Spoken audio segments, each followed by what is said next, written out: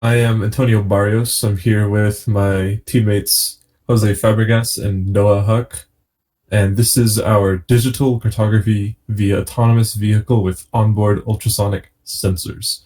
We are part of the Department of Computer Science at Kennesaw State University.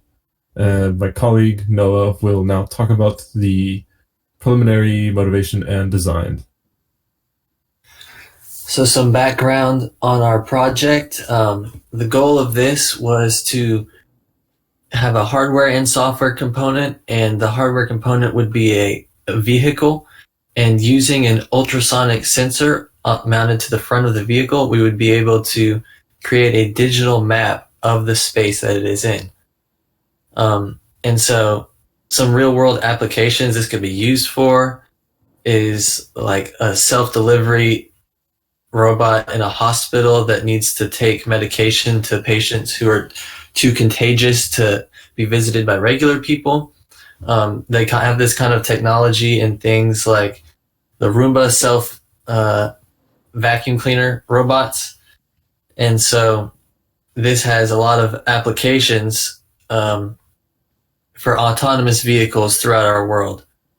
And so our idea was first to create the hardware, and the way that it operates is it would navigate around the room, keeping track of where it is, and would constantly give data from the ultrasonic sensor on the front.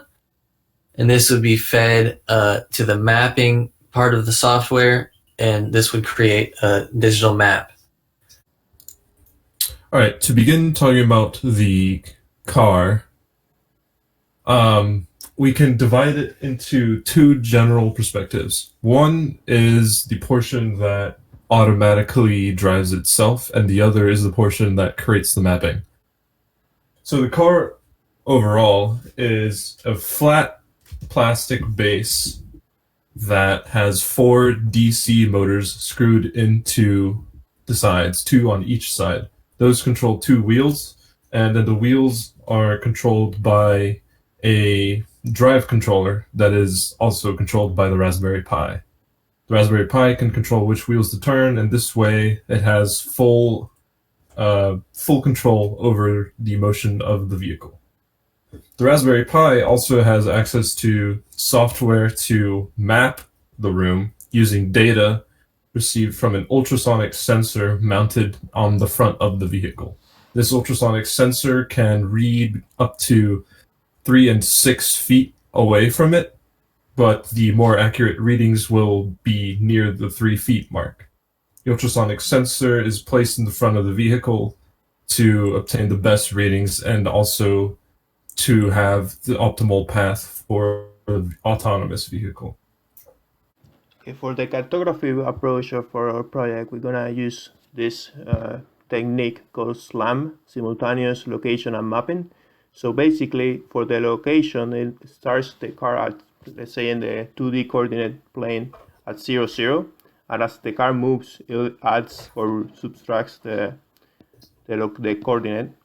And then for the mapping portion, it will with the sensor shoot the sound wave, and then when it bounces from the wall, it records the location of the wall using the ultrasonic sensor, and that way it will locate each wall and object in the, let's say, in the floor, and it will put it on the 2D map of the room.